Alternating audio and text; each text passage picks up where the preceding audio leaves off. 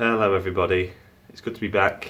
Sorry that I've kept you hanging for the past couple of weeks, but it's been a very intense few weeks and I thought I'd give everybody an update on what's going on in my life right now. The long and short of it, and let's get the good news out of the way first, my housemate, Darlin, has now moved to Montreal. I've got this place to myself. Congratulations, man, I'm really happy for you. I'm glad you got your graduate job and I wish you all the best. It does, however, mean that my tenancy here is coming to an end at the end of March. So no sooner have I moved to London than my life is kind of up in the air again and I've got to find myself a new place. So I thought I'd be proactive and take the one chance that I'm possibly going to get. I took a train out to Toronto last week and decided to do a bit of house hunting. It was a nice journey, you know, I got up very early in the morning, the sun's rising, made my way to the station, travelled cross country to the big city, and then the stress happened. I was pounding the pavements trying to find myself a new place. There were points where I wasn't sure I was going to get the place, but on the final day a guy came through for me, signed the place, and yep, can announce I'm moving to Toronto at the end of March, and I'm very excited to be doing so. Don't get me wrong, I love London. It's a nice city, I've met some great people here, but A, I'm struggling to find a job here, and B, I do love Toronto, and I'm going to take the opportunity to see if I can make a name for myself there. However, that's not the main reason that I'm making this video today. It's a far more serious topic and it's the one that's on everyone's lips at the moment. Long story short, when I came home from Toronto, I was starting to feel a little bit peaky and I started to develop symptoms of a pretty nasty cold. You know where this is going, guys. Long story short, it's possible I might have coronavirus.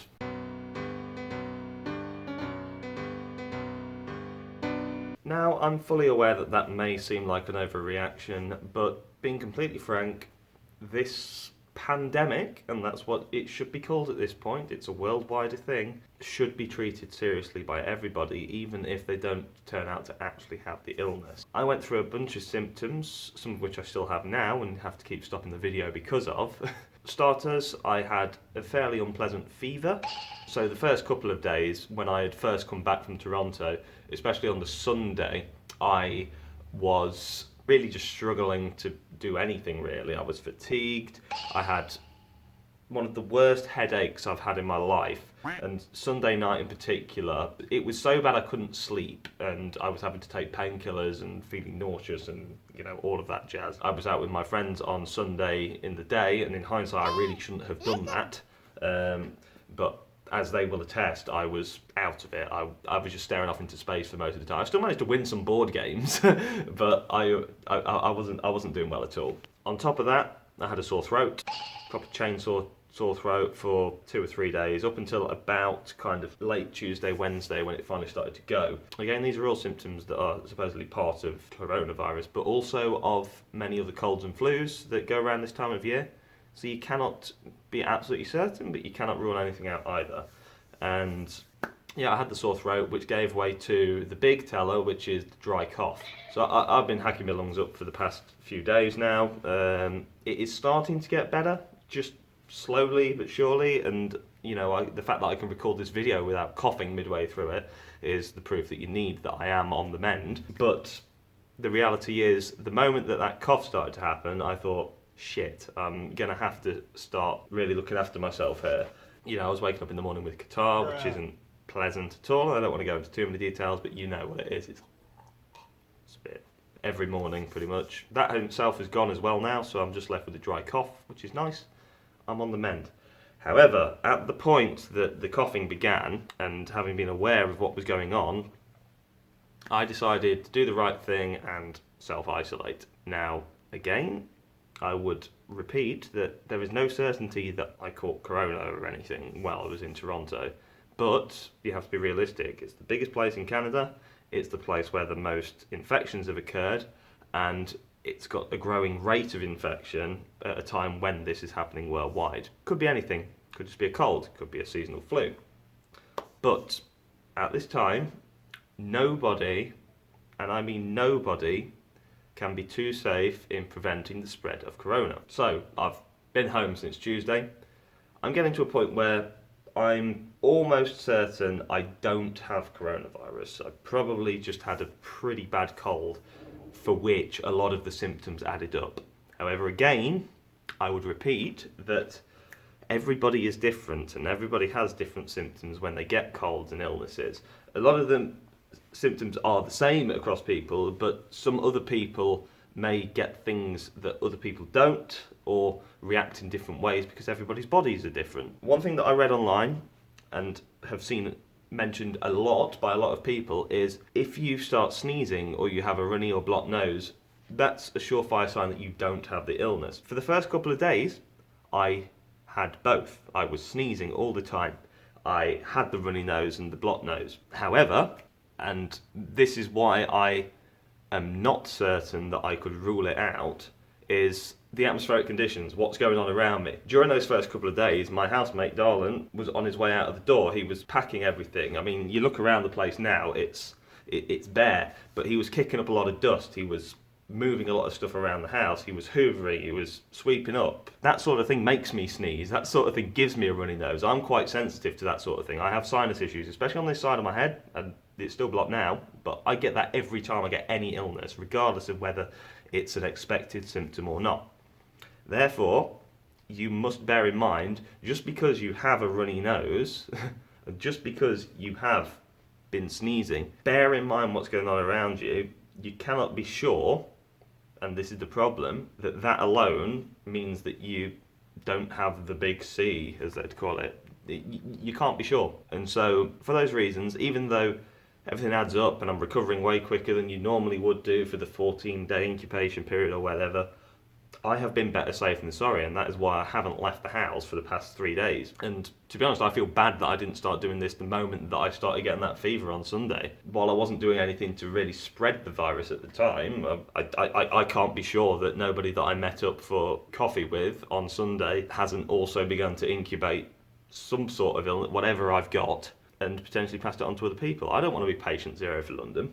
You know, another reason, even beyond myself, and going on from that point, there's an old folks home down the road from me. I'm young and fit. I can deal with this just fine, just like pretty much everybody watching this video can. But you know, there are vulnerable people living just down the road from me. I mentioned in my comments on a recent thing, I went shopping to a local mall and I ended up sitting down and talking to a lady who was 97 years old. Incredible lady. You know, she's been around since the 1920s. She's seen it all. In fact, she was born when Spanish flu was just about disappearing in the world. Insane. You know, I'd feel terrible if anybody around here got coronavirus, and I would think there was even a slight possibility that I was responsible, because that shit's deadly to old people, and I can't condone that. So even though I feel pretty well, as you can see, you know, I'm sprightly, I'm awake now, I'm getting better. You know, I've had some tough days in the past week, and I can't stress it enough. If you feel there's even a slight possibility you have this illness, stay home. Look after yourself. Don't expose anybody else to it. It's spreading so fast that some people might just think, oh, forget it, everybody's going to get it anyway. Don't. Just look after yourself and look after those around you. Be respectful and thoughtful of those people who it really could affect and really could damage the lives of. Just think twice.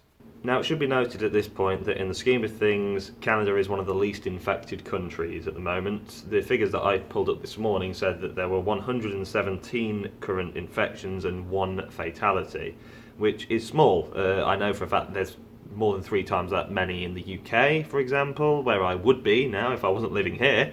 Obviously, it's having a terrible toll in places like Italy, Iran, and of course China. Italy and Iran have both topped 10,000 cases in the recent days. But again, never be too sure and never be too safe with these things. I have to bear in mind that A, I was travelling to the one place in Canada where the infection rate is actually skyrocketing, which is Toronto. B, I'm displaying all the symptoms anyway. And C, I was spending a heck of a lot of time while I was in Toronto on public transport and in close quarters with hundreds, thousands of people, because I was constantly going to and fro across across the city looking for new houses. So I came into contact with so many people during that 3 days that I was in Toronto. There's every possibility I might have come into contact with somebody who had the disease, or at the very least, somebody who had a cold. I'm almost certain that I got this illness that I've got now while I was in Toronto. Whether it's corona or not, can't be too sure, and as I said, I'm pretty much 90% sure now that I don't, but we don't know. We just don't know. Now, the reason that I feel compelled to make this video, and the reason why I'm taking this so seriously, is for historical reasons. I see worrying parallels between what's going on now with coronavirus and what happened 100 years ago with the 1918 Spanish flu outbreak. Now, for those who don't know, nobody's entirely sure where Spanish flu came from, but it was from a similar part of the world. So somewhere like China, Korea, Japan, we're not sure. It came from East Asia anyway.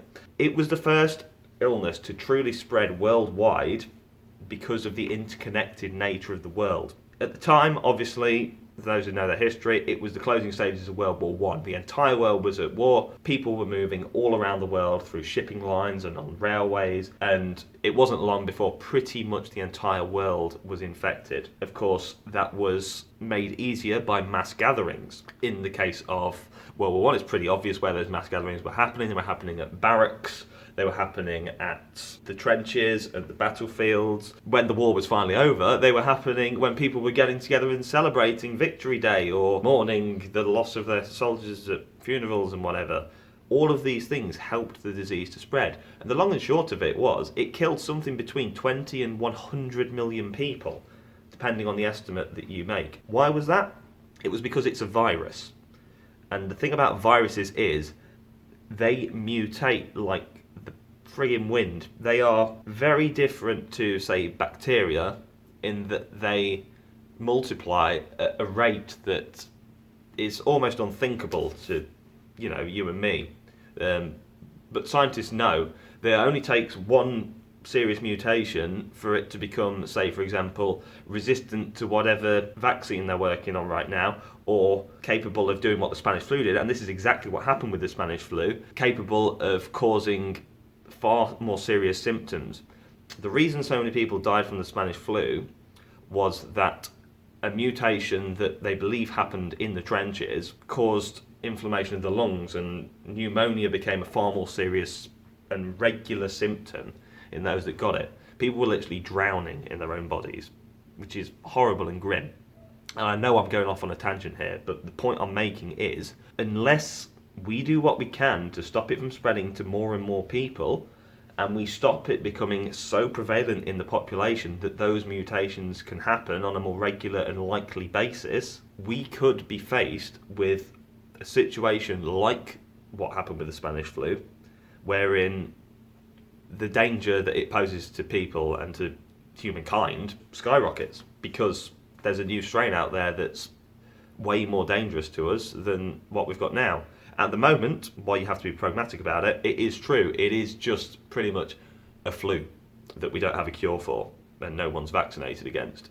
So unless you are a vulnerable part of the population, and if you're morbid enough to look at the death figures, you know it's older people and people with underlying health conditions that are dying from this. But again, it only takes too many people hanging around, say, in a sports stadium, or getting stuck on a busy train with somebody and dropping dead from a new mutated strain of it, to suddenly spread that around. This will look like kindergarten compared to what could happen. And I don't want to be doom and gloom about it. I don't. But you have to understand, this is an evolving thing, and this is something that the wider it spreads across sorry, I got sidetracked. There's a squirrel jumping around outside. I miss the outdoors. Right, where was I? So you have to be aware that the further it spreads worldwide and the more people it infects, the more likely it is to have more deadly side effects and symptoms, because that's how viruses work. All you can do is look after yourself, keep washing these, and stop buying toilet paper on the bulk, please. And I've got my cup of tea now because I'm in the rant part of the video, which is about all the idiots that are prepping like this is some sort of apocalypse that we have to lock ourselves away forever for, rather than 2 weeks. 2 weeks is the incubation period. You probably only need one to be sure that you've got it or not. I'm getting to that point now myself. Guys, stop buying toilet paper on the bulk. You do not need to do it. I know I've been on about how symptoms can vary from person to person, but one thing that's for certain is coronavirus will not give you the shit. Okay? You got that? I've got a Costco just over the road from me. People are queuing out the door there every morning trying to buy supplies and prep for this incoming apocalypse that's happening. You guys are insane. You are not helping things at all. You're not doing anything that's going to help you or others around you by buying toilet paper. It makes no sense. People are buying dried foods and goods as if this is going to suddenly stop people from harvesting crops out in the middle of nowhere where infection rates are likely to be the lowest in the world. You're still going to get food on your table. You're still going to be able to buy toilet paper. The fact that they are restocking the shelves every day, despite you idiots buying it up in bulk, shows that. And the one that really pisses me off is people buying hand sanitizer. Now, hand sanitizer will do shit all to protect you from the coronavirus. A, it's mostly spread through respiratory issues, aka coughing, which is why, yes, face masks, okay. If you think you've got it, wear one. I don't have one at the minute, but I'm going to look around for one and maybe wear one for a couple of days when I finally go out. Hand sanitizer is antibacterial. It will kill bacteria. And there's nothing wrong with using it. It's perfectly good because, you know, you don't want to get food poisoning, for example, from having dirty hands. Hand sanitizer will not kill coronavirus. You hear that? It will not kill coronavirus. Okay? Got that? Now stop buying it.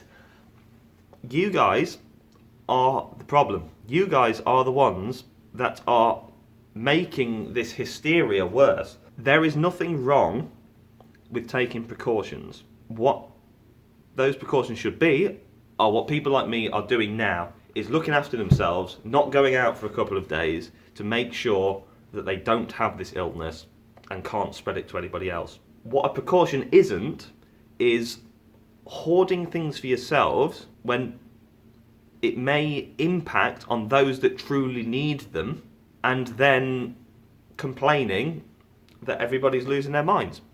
You guys are the problem, and you guys are why it continues to spread. You're going out, you're queuing up, you're getting into big crowds at the stores and in the lines for the checkouts. Just stop. If you're that worried, stay home for a couple of weeks.